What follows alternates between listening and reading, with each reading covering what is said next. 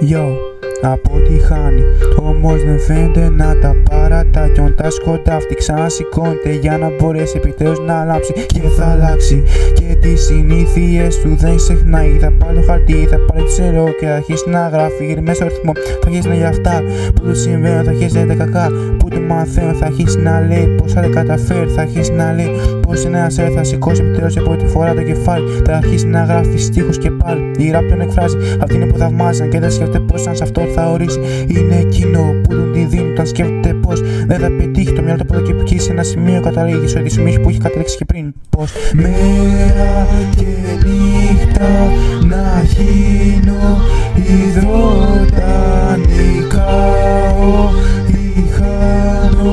Εγώ επιλέγω τι θα κάνω, τι επιτυχία, τι αποτυχία. Με αίμα γράφεται η ιστορία, με την σκληρή δουλειά στο όνειρό μου φτάνω ψηλά.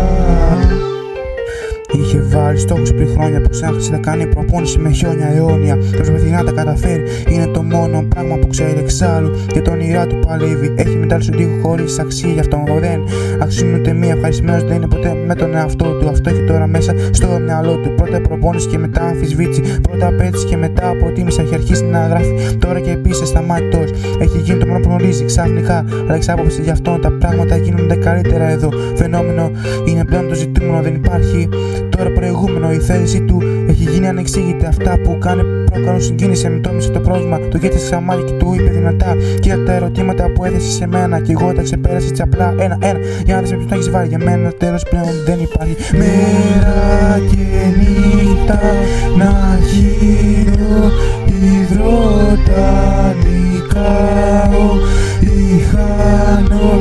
Εγώ επιλέγω τι θα κάνω, τι επιτυχία, τι αποτυχία. Με αίμα γράφεται η ιστορία, με την σκληρή δουλειά στο όνειρό μου φτάνω ψηλά.